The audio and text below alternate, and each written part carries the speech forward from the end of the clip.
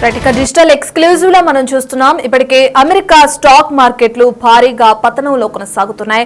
ఒక్కసారిగా America stock మార్కెట్లు crash అయ్యాయని కూడా మనం చెప్పుకోవచ్చు. ఇప్పటికే చూసుకుంటే 2022లో ఎప్పుడైతే ఈ స్థాయిలో పతనాలు కూడా స్టార్ట్ అయ్యాయని కూడా చెప్తున్నారు. ఇక దానికి మించి అధిక మొత్తంలో కూడా ఈసారి ఎక్కువగా స్టాక్ మార్కెట్లు నష్టాల్లో కొనసాగుతున్నాయి అమెరికా పరంగా అని చెప్పి కూడా నిపుణులు అంటున్నారు. మనం దానికి సంబంధించిన బ్రేకింగ్ చూస్తున్నాం డిజిటల్ ఎక్స్క్లూజివ్ లో. ఇప్పటికే దీనికి సంబంధించి ట్రంప్ కుట్ర ఎక్కువగా ఉన్న కారణం కూడా ఒకటి ఆరోపణ తెరపైకి వస్తుంది.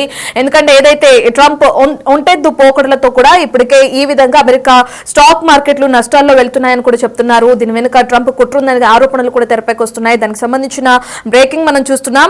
అమెరికా స్టాక్ మార్కెట్లకి సంబంధించి అధిక అమ్మకాల ఒత్తిడితోనే అమెరికన్ మార్కెట్లు కూడా ఈ విధంగా నష్టాల్లో చవిచూస్తున్నాయని చెప్పి కూడా చెప్తున్నారు. ఇంకా ఇది దిగజారే అవకాశం కూడా కనిపిస్తుందని, టెన్షన్ కూడా పెరుగుతుందని కూడా అర్థమవుతుంది మనకి. అయితే మనం సుమారు చూసుకుంటే 20 రోజుల వ్యవధిలోనే ఏకంగా $4 ట్రిలియన్ల వరకు కూడా నష్టం చేకూరింది. అంటే సుమారుగా 349 లక్షల కోట్ల మేర కూడా తుడిచిపెట్టుకుపోయిందని చెప్పి కూడా ఇప్పటికే ఒక అంచనాకు వచ్చారు. అయితే ఫ్రాన్స్, యూకే వంటి కొన్ని దేశాల జీడిపి కంటే ఇది చాలా ఎక్కువ మొత్తం ఉంటుందని కూడా అంటున్నారు. ఈ కీ పరిణామంతో అగ్రరాజ్యంలో ఆర్థిక మాంద్యం నెలకొందనే వాదనలకి మళ్ళీ ఊపందుకున్నాయని కూడా మనం చెప్పుకోవచ్చు. రైట్, ఇక దీనికి సంబంధించిన పూర్తి డీటెయిల్స్ అందించడానికి మనతో పాటు బిజినెస్ అనలిస్ట్ పాపారావు గారు ఉన్నారు. ఒకసారి ఆయనతో మాట్లాడదాం. Right sir. Hello sir. నమస్తే అమ్మ. నన్ను బిజినెస్ అనలిస్ట్ ని అనకండి, నేను ఎకనామిక్ అనలిస్ట్ ని. బిజినెస్ అంటేనే నాకు, కాబట్టి ఎకనామిక్ అనలిస్ట్ పిలవండి ప్లీజ్. Thank you. ఓకే అండి. మనం చూస్తున్నాం ఇప్పటికే ట్రంప్ కి సంబంధించి ఏదైతే ఈ నష్టాలు చవిచూడడానికి ప్రధాన కారణం ట్రంప్ కుట్ర ఉంది దీని వెనక అనే ఆరోపణలు తెరపైకి వస్తున్నాయి. అయితే దీనికి సంబంధించి ఎలా చూడొచ్చు అంటారు ఓవరాల్ గా? కానీ కుట్ర అనేది చాలా పెద్ద మాట. అట్లా కుట్ర చేయాల్సిన అవసరం ట్రంప్ కి ఎదుర్కొంటది అనేది. కాకపోతే ఏంటంటే ఇటు పక్క మార్కెట్లలో ఉన్న వాళ్ళంతా పెరణాయ కింద, అంటే విపరీతమైనటువంటి భయాందోళన, అంటే ఎంత భయంలో ఉన్నారంటే ఇటు పక్కన మార్కెట్లలో ఇన్వెస్ట్ చేసిన వాళ్ళు కానీ, మార్కెట్లలో పొజిషన్స్ తీసుకున్న వాళ్ళు కానీ, వాళ్ళు దేని చూసినా ఉలిక్కి పడే పరిస్థితి. గత అనేక మాసాలుగా పడిపోతున్న మార్కెట్లు ఈ ఒడిదుడుకుల క్రమంలో ట్రంప్ ఏదో కుట్ర చేస్తున్నాడు అన్నట్లుగా అనేది ఒక పెరనాయిడల్, ఒక మానసికమైనటువంటి ఆందోళన తాలూకు రిఫ్లెక్షన్ తప్పితే ట్రంప్ కి కుట్ర చేయాల్సిన అవసరం లేదు. ఆయన వాస్తవానికి ఆయన అడిగినప్పుడు 2025లో చాలా మంది అన్నట్లుగా మాంద్యం వచ్చే అవకాశం ఉందా అని అడిగారు ట్రంప్ ని. ఉండొచ్చు అన్నాడు ఆయన. దానికి ట్రంప్ కుట్ర చేస్తున్నాడని చెప్పడం అంటే మన భయాందోళనలు ఏ తీవ్ర స్థాయిలో ఉన్నాయి అనేది ఆలోచించవచ్చు. కాబట్టి ఏంటంటే గతం నుంచి అనేక మంది చెబుతుంది. ఈ మధ్యకాలంలో ఒక ఆయన పేరు కూడా గుర్తులేదు, ఫిబ్రవరి నెలలో మార్కెట్లు పూర్తిగా సంక్షోభంలో పడతాయి అనేది ఆయన చెప్పడం, క్రైసిస్ అవుతుందని చెప్పడం. అలాగే దీనికి చెప్పుకోవడానికి కాదు కానీ నా పుస్తకం కూడా ఉంది, మానవాళికి మహోదయం అంతఃకాది ఆరంభం అని. దాని ముందరి వర్షన్ అయితే సమాధిలోకి సామ్రాజ్యవాదం అనే 2 పుస్తకాల వ్యాసాల సంకలనాలు. ఎప్పటి నుంచో 20 సంవత్సరాలు 25 సంవత్సరాల నుంచి కూడా నేను అమెరికా వ్యవస్థ ఈ రోజు ఉన్నటువంటి పరిస్థితి వస్తుంది, ఆ దిశగానే అది ప్రయాణం చేస్తుందని 25 ఏళ్ళ నుంచి చెబుతున్నాను నేను కూడా. ఎందుకంటే అమెరికా వ్యవస్థలో ఉన్నటువంటి డైనమిక్స్ అనేవి అంతిమంగా పతనం దిశగా అమెరికా వ్యవస్థను నడిపిస్తున్నాయి. కాబట్టి ఏంటంటే అది ఏ క్షణానైనా పతనం అవకాశం ఉంది అనేది అనేక సంవత్సరాలుగా అనేక మంది అనుకుంటున్నాం. ఇప్పుడు అది ఆ పాయింట్కి బహుశా చేరుండొచ్చు. కానీ దీన్ని ట్రంప్ ఆపాదించడం పొరపాటు. ట్రంప్ మామూలుగా మీడియా వాళ్ళకి వచ్చినప్పుడు ఇదేంటంటే ఏమన్నా మాంద్య అవకాశాలు ఉన్నాయి 2025లో అంటే ఉండొచ్చు అన్నాడు ఆయన.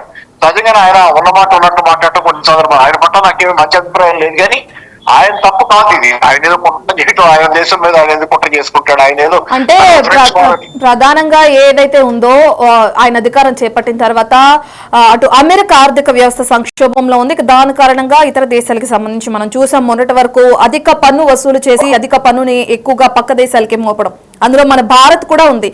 అదే కారణం చేత ఇప్పుడు ఆయన అధికారంలో ఉన్నారు కాబట్టి ఆ ట్రంప్ కుట్ర ఉందనే ఆరోపణలు వస్తున్నాయి. నేను దానికి సంబంధించి అడిగానండి. అంటే ఆయన దేశం కోసం ఆయన టారిఫ్లు సంబంధించి ఇతర దేశాలు తన ఎగుమతుల మీద ఎక్కువ టారిఫ్లు వేస్తున్నాయి, తన దేశంలోకి మాత్రం తక్కువ టారిఫ్లతో ఇతర దేశాల సరుకులు వస్తున్నాయి. ఇది ఇంబ్యాలెన్స్ అనేది చెప్తే ఆయన అబ్జెక్షన్స్ చెప్తున్నాడు. ఆయన ప్రధానంగా ఏంటంటే దీని మీద అందుకే ఆయన దేశాన్ని ఆయన కాపాడుకోవడానికి ఆయన చేసే ప్రయత్నంలో టారిఫ్లు మీరు వేస్తే నేను అంతకంటే ఎక్కువ టారిఫ్లు వేస్తాను, మీరు టారిఫ్లు తొలగించండి, నేను టారిఫ్లు తొలగిస్తాను, నువ్వే బేరసారాలు పెడుతున్నాడు. ఆయన పద్ధతిలో ఆయన అమెరికా సిస్టమ్ మునిగిపోతున్న పడవలాగా ఉన్నటువంటి పరిస్థితి అమెరికా సిస్టమ్ ఉంది. అట్లాంటి పరిస్థితిలో ఉన్నటువంటి అమెరికాని కాపాడుకోవడానికి ఆయన శాయశక్తిలో ఆయనకు తోచిన మార్గంలో, అది తప్ప ఒప్ప అంటే అది తప్పని మనకు అనిపిస్తుంది. మనందరికీ, నాకు కూడా తప్పని, అమెరికాలో ఆయన ధనవంతులకు అనుకూలంగా విధానాలు తీసుకుంటున్నాడని నేను కూడా అనుకుంటున్నా. ఖచ్చితంగా ఆయన అమెరికా ధనవంతులకు అనుకూలంగా విధానాలు తీసుకుంటూ ఎన్ని లోపభూయిష్టమైనవి, అలాగే ఆయన విధించిన టారిఫ్లు ఇట్లాంటివన్నీ కూడా విదేశాల నుంచి వచ్చే, దేశంలోకి వచ్చే సరుకుల మీద అంతిమంగా ఆ దేశంలో ధరలు పెరగడానికి కారణం అవుతుంది, దేశీయ ప్రజల సమస్యలను పెంచి మరింతగా అమెరికా మునిగిపోవడానికి కారణం అవుతుంది, తప్పితే ఇంకోటి కాదు. కాబట్టి ఆయన దోచిన మార్గంలో ఆయనకున్నటువంటి బ్లాక్ మెయిల్ పద్ధతులు, వ్యాపారస్తుడిగా గతంలో లావాదేవీలు ట్రాన్సాక్షనల్ గా ఉండటం, ఈ పద్ధతులనే వాడుతున్నాడు. ఆయనకి 2-3 కిటుకులు ఉన్నాయి ఆయన దగ్గర. బేసిక్ గా చెప్తే ఆయనకి పెద్దగా దూరదృష్టి తెలివితేటలు ఉన్న వ్యక్తి అని నేను అనుకుంటాను. ఆయన చాలా మేధావిని అనుకుంటున్నారు ఎవరన్నా కానీ, ఆయన దగ్గర 2-3 కిటుకులు ఉన్నాయి. ఆ 2-3 కిటుకులతోనే ఆయన మేధావి కాడు, మేధావి తత్వం కాదు అది. మామూలుగా ఆయనకున్న వ్యాపారంలో నేర్చుకున్న 2-3 ట్రిక్స్, ఆ ట్రిక్స్ వాడి ఈ రోజు ఇతర దేశాల మీద వాటిని భయపెట్టి నయాన భయాన దారిలోకి తెచ్చుకొని అమెరికాని కాపాడుకునే ప్రయత్నం ఆయన చేస్తున్నాడు. అదైతే చాలా కష్టం, అది సాధ్యం కాదు. ఇన్ని దేశాల ప్రపంచంలో ఆయన భయపెట్టడం సాధ్యం కాదు. ఏదో క్షణాలు అది బెడిచిపట్టడం అనేది అనివార్యం. అమెరికాలో మానవ అనేది కూడా అనివార్యంగా వస్తున్నది కూడా నిజం. అది ఎందుకంటే ఆయన మీడియా అడిగిన ప్రశ్నకి వేస్తాను అంటే అక్కడ దాన్ని ప్రత్యేకంగా దాన్ని ఆయన నోటితో ఆయన చెప్పింది కాదు, మాంద్యం రాబోతుందని. మీడియా అడిగిన ప్రశ్నకి ఆయన అవును రావచ్చు అన్నాడు. అది సరే, మనం ఇప్పుడు ఏదైతే అమెరికా స్టాక్ మార్కెట్లు నష్టాల్లో జరగడం కానీ, ఇప్పుడు మీరు చెప్పినట్లుగానే ఇదంతా ఓవరాల్గా చూస్తే దీని ఇంపాక్ట్ ఎంతవరకు పడే అవకాశం కనిపిస్తుంది అంటారు ప్రపంచ ఆర్థిక వ్యవస్థ పైన?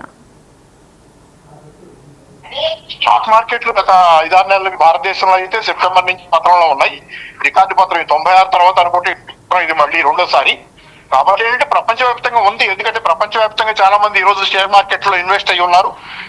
షేర్ మార్కెట్లు స్పెక్యులేషన్ ఆధారంగానే ప్రపంచ ఆర్థిక వ్యవస్థ నడుస్తుంది. ప్రధానంగా కష్టం చేసి పనిచేసే అవకాశాలు కూడా చాలా మందికి లేవు, పనిచేయాలనుకున్నా పనిచేసే అవకాశాలు లేవు, ఉపాధి అవకాశాలు లేవు చాలా మందికి. స్పెక్యులేషన్, రియల్ ఎస్టేట్ వీటి మీద నడుస్తున్న ఆర్థిక వ్యవస్థ ఉంది. కాబట్టి ఇది ఖచ్చితంగా ఏంటంటే ఈ ఒడిదుడుకులన్నీ ఈ రోజు రియల్ ఎస్టేట్ లో కూడా దీని తాలూకు మాంద్య వాతావరణం కనపడుతుంది. అలాగే మార్కెట్ల పత్రం ఇవన్నీ ఏంటంటే అంతిమంగా చాలా మంది ప్రజలకు ఆదాయాన్ని పోగొట్టే పరిస్థితి ఉంది. ఎందుకంటే 2008లో మనం చూస్తే కనుక ఆ రోజు వాల్ స్ట్రీట్ బ్యాంకులు దివాలా, వాల్ స్ట్రీట్ పత్రంతో ఆ రోజు అమెరికాలో జనాభాలో 50% రాత్రికి రాత్రి దారిద్ర్య రేఖ దిగువకపోయారు. అమెరికాలో దారిద్ర్య రేఖ అంటే $19,000 సుమారుగా సంవత్సరానికి.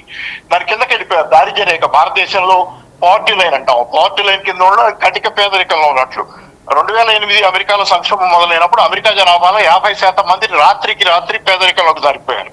కాబట్టి అలాంటి పరిస్థితులు మళ్ళీ వస్తున్నాయి. 2008 తర్వాత వాయిదా వేయగలిగారు, సంక్షోభాన్ని వాయిదా వేయగలిగారు వ్యవస్థ. అమెరికా గవర్నమెంట్ డబ్బులు ముద్ర కొట్టి డాలర్లను దాన్ని జనాల్లోకి చలామణిలోకి తెచ్చి ప్రజల కొనుగోలు శక్తిని కాపాడుతున్నట్లుగా చేయగలిగింది. కానీ అది కూడా పోయింది, ఈ రోజు అవకాశం కూడా పోయింది. డబ్బులు ఇంకా ముద్ర కొట్టిన కొద్దీ, డాలర్లు ముద్ర కొట్టిన కొద్దీ అమెరికా ప్రభుత్వం ద్రవ్యోల్బణం పెరుగుతుంది. కాబట్టి అమెరికా ఇక అది కూడా చేయలేని స్థితిలో ఇక ఈ రకంగా మార్కెట్లు సంక్షోభంలో పట్టాయి. జనాల చేతిలో డబ్బులు లేవు, వాళ్ళకి ఉద్యోగాలు లేవు, వ్యవస్థల సంక్షోభం అనేది బయటపడుతుంది. అయితే దేనికి అంటే మీరు చెప్పినట్లుగా ఏదైతే నష్టాలు జరుగుతున్నాయో వాటికి ట్రంప్ మొదలుపెట్టిన వాణిజ్య యుద్ధం ఒక కారణం కాదంటారా? అది అగ్రవేట్ చేస్తున్నామా? ఆయన పరిష్కారంగా ఒక మార్గాన్ని ఎంచుకున్నాడు. ఆయనకి వచ్చిన పరిష్కారం ఆయన ఎంచుకున్నాడు. ఉన్న పరిస్థితిలో యథాతథ పరిస్థితిలో ఎలా ఏం చేసినా సరే అమెరికా పత్రాన్ని ఆపడం సాధ్యం కాదు. కానీ ఆయన ఎలాగైనా సరే దీన్ని ఆపాలనే తాపత్రయంలో ఆయనకి వచ్చినటువంటి ఒక వైల్డ్ గ్యాంబుల్ అంటే ఒక భారీ రిస్క్ తీసుకుని పని చేస్తున్నాడు. దాని ఫలితం కూడా నెగటివ్ గానే రావచ్చు. తొందరగా ఇంకా మామూలు సాధారణ పరిస్థితుల్లో నెమ్మదిగా పత్రం అమెరికా ఆర్థిక వ్యవస్థ ఒక్కసారిగా కూడా పత్రం అవ్వచ్చు విధానాల వల్ల. రైట్, థ్యాంక్ యూ పాపారావు గారు. Thank you. వీటికి మనం చూస్తున్న అమెరికాను వెంటాడుతుంది ఆర్థిక మాధ్యం భయాలను కూడా మనకు అర్థమవుతుంది. దీనికి సంబంధించి ఇప్పటికే 15% వరకు మస్క్ కి చెందిన టెస్లా షేర్ కూడా పతనమైంది. ఇక ట్రంప్ ఆర్థిక విధానాలు ఈ పరిస్థితికి కారణమంటూ విమర్శలు వస్తున్నాయి. ఇప్పుడు మనం పాపారావు గారు చెప్పినట్లు కూడా చూస్తే ట్రంప్ దీనికి ఆర్థిక మాంద్యం వచ్చే అవకాశం ఉందా అని చెప్తే ఆయన రావచ్చు అని చెప్పి ఒక ఆన్సర్ ఇవ్వటం మాత్రమే జరిగింది. దానికి సంబంధించి ఆయన ఏదైతే నిర్ణయాలు తీసుకున్నారో అవి అంతగా ఎక్కువ కారణాలు చూపించకపోవచ్చు, వాటి ఇంపాక్ట్ చాలా తక్కువగా ఉండకపోవచ్చు అని చెప్పి కూడా ఆయన అంటున్నారు. ఇక ట్రంప్ మొదలుపెట్టిన వాణిజ్య యుద్ధం కూడా ఒక కారణంగా కూడా విశ్లేషకులు చెప్తున్నారు. ఏదేమైనప్పటికీ మనం చూస్తే 20 రోజుల వ్యవధిలోనే 350 లక్షల కోట్ల వరకు నష్టాన్ని చవిచూసింది అమెరికా స్టాక్ మార్కెట్ అని కూడా అర్థమవుతుంది.